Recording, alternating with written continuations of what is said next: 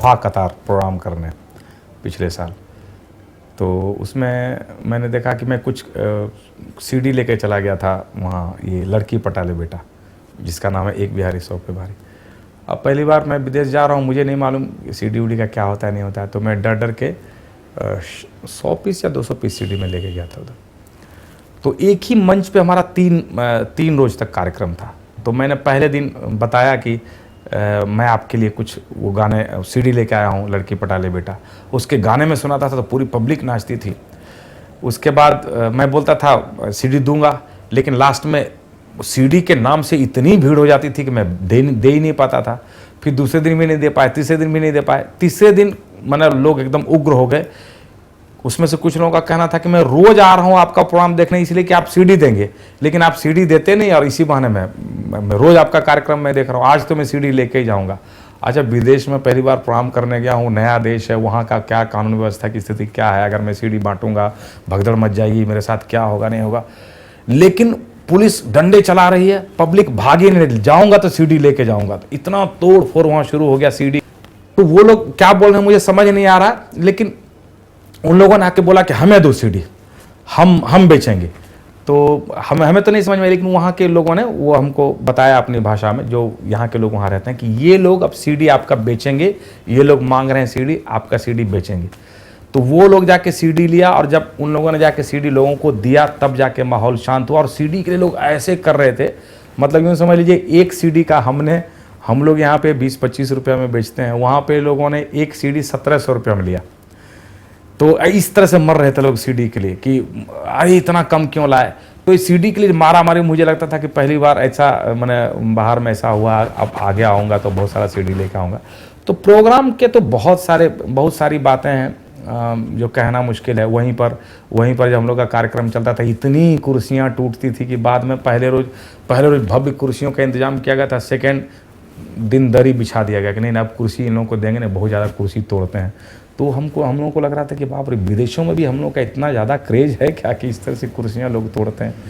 तो बड़ा अच्छा लगा विदेश जाके कि बहुत अच्छा लोग सुनते हैं और इतना ज़्यादा क्रेज है कि तोड़ फोड़ भी करते हैं। बिल्कुल हिंदुस्तान के लोग या नेपाल के लोग, या वो वहाँ पर नेपाल के लोग ज़्यादा थे, तो जहाँ भी रहते हैं वहाँ सब नेपाल ही और हिंदुस्तान ही बना देते हैं, माहौल वहीं यहाँ वाला ही क्रिएट कर देते हैं। जैसे रानी जी हैं, उसके बाद मोनालिसा जी हैं, फिर उसके बाद पाखी हेगड़े हैं, रिंकू घोष। तो अच्छा, हमारे साथ जो हीरोइन थी हो गइल बा प्यार ओढ़निया वाली में, वो रूबी सिंह बेचारी आज नहीं है हमारे बीच, लेकिन आपने ऐसा सवाल कर दिया कि ज़रूर जो भी जिस कलाकार ने भी रूबी के साथ काम किया होगा वो ज़रूर कहेगा कि रूबी बहुत अच्छी एक्ट्रेस थी, और आज हमारे बीच नहीं है बदकिस्मती से। उन्होंने खुदकुशी कर लिया कुछ दिनों पहले, 1 आध साल पहले। बहुत अच्छी एक्ट्रेस थी, बहुत अच्छा मतलब एक्टिंग। और उसके बाद पाखी हेगड़े जी बहुत अच्छी हैं, मोना जी भी बहुत अच्छी हैं, रानी जी का भी बहुत जवाब नहीं है। तो जब ये पुरानी एक्ट्रेस हैं, नई जो भी अभी एक्ट्रेस आ रही हैं उन लोगों के साथ बहुत ज़्यादा काम करने का मौका मिला नहीं है, इसलिए बहुत ज़्यादा नहीं बोल पाऊंगा। लेकिन जो 2-3 पुरानी एक्ट्रेस हैं बहुत अच्छी। मेरे बेटे ने मेरे साथ एक फिल्म की लाडली में तो बहुत अच्छा काम किया ही, और हर बाप तो यही बोलेगा कि भाई मेरा बेटा बहुत अच्छा काम करता है।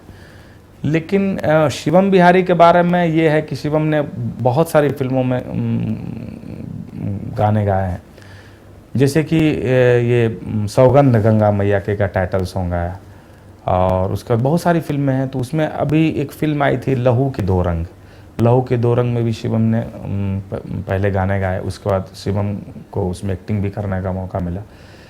और तो उसका एक्टिंग देख के, या उसका जो एल्बम आया है लड़की पटा ले बेटा, जो भी देखते हैं अब, भोजपुरी फिल्म के सबसे बड़े डायरेक्टर माने जाते हैं राजकुमार पांडे जी। राजकुमार पांडे जी जब भी मिलते हैं तो यही कहते हैं कि अपने समय का टॉप स्टार होगा ये, क्योंकि जो गाना भी गाता है तो बहुत फीलिंग के साथ गाता है। और लहू के दो रंग के सेट पे सब लोग यही बात कहते थे, क्योंकि सारे एक्टर लोग मतलब इमोशनल सीन में ग्लिसरीन डालता था, ये ग्लिसरीन नहीं डालता था, ऐसे सर नीचे करता था, ऐसे आँख जब सर ऊपर करता था इसकी आंखों में आंसू। तो इस तरह से सब ने कहा, उस फिल्म के जो हीरो हैं खेसारी लाल जी, उन्होंने मुझे कहा कि भैया कमाल आपका बेटा है, बहुत टैलेंटेड है। अपने समय में टॉप का स्टार बनेगा। तो सबकी यही राय है कि बहुत अच्छा काम करता है। अब चलिए, राजकुमार पांडे जी एक बात और भी कहते हैं कि छैला जी, जो आपके अधूरे ख्वाब होंगे, जो आपने सपना देखा और पूरा नहीं हुआ, आपका बेटा ज़रूर पूरा करेगा। भगवान करे सबकी बात लगे और जो मैं नहीं कर पाया हूँ मेरा बेटा कर दे, बस यही उम्मीद करता हूँ। और जितने लोग मुझे जानते हैं, मेरे जितने भी श्रोता हैं, जब भी मैं जाता हूँ पब्लिक के बीच, एक बार शिवम के बारे में लोग ज़रूर पूछता है, शिवम कहाँ है, शिवम को नहीं लाए। तो मुझे ऐसा लगता है कि जितने लोग छैला बिहारी को जानते हैं, शिवम को सब लोग जानते हैं मेरे एल्बम के माध्यम से, और ये भी लोग जानते हैं कि बहुत टैलेंटेड है। तो चलिए, ये वो दूसरा छैला बिहारी बने या छैला बिहारी से भी ऊपर जाए, यही हम दुआ करते हैं। हमारे चाहने वाले अगर प्यार देंगे तो उसका नाम हमसे भी ज़्यादा होगा, हमसे भी ऊपर जाएगा। तो मुझे सबसे ज़्यादा न्यूज़ चैनल देखना पसंद है। मैं न्यूज़ बहुत देखता हूँ, ढूंढते रहता हूँ पूरे देश में क्या हुआ और आज क्या हुआ, इसकी जानकारी मैं बहुत हद तक रखने की कोशिश करता हूँ।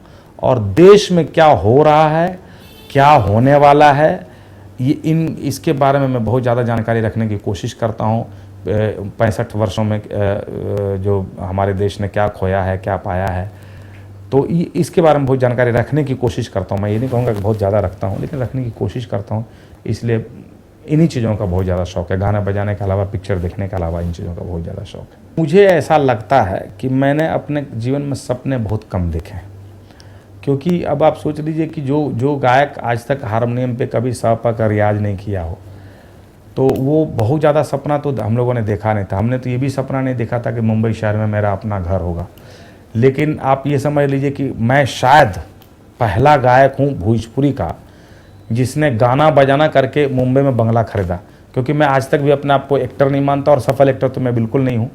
तो मैं गायकी में मुझे इतनी सफलता मिली कि मैं गाना गा के बॉम्बे में अपना बंगला खरीद के मैं रह रहा हूँ। मैंने तो इसका भी सपना नहीं देखा था, क्योंकि ये भी बहुत असंभव जैसा लगता था कि एक गांव का आदमी, जिसके गांव में आज भी सड़क नहीं है, बिजली नहीं है, उस गांव का आदमी यहाँ मुंबई में आके अपने घर में रहे।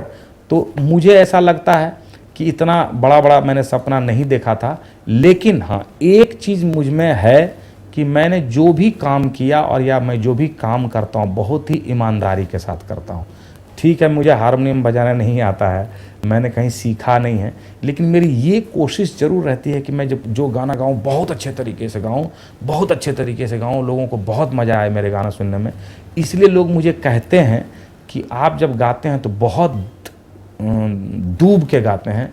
शब्दों के साथ मैं जितना इंसाफ करने की कोशिश करता हूँ, लोग मुझे बहुत अच्छा कहते हैं कि आप जो शब्द होता है उसमें जितना फीलिंग चाहिए आप डालते हैं। तो मुझे लगता है कि मुझे आज तक जो कुछ भी मिला है इसी के लिए मिला है कि मैं अपने काम को पूजा समझ के करता हूँ। बाकी मुझे ऐसा लगता है कि चूँकि मैं काम को पूजा समझ के करता हूँ, इसका इनाम मुझे ऊपर वाले जो भी देंगे, भगवान जो भी देंगे, मैं उसे सहर्ष स्वीकार करूँगा। अब देखिए कि मेरी ईमानदारी का फल, मेरी ईमानदारी का इनाम ऊपर वाले क्या क्या देते हैं, जो भी देंगे मैं स्वीकार करूँगा। शिवम इतना अच्छा गाता है, ये भी मैंने कभी नहीं सोचा था।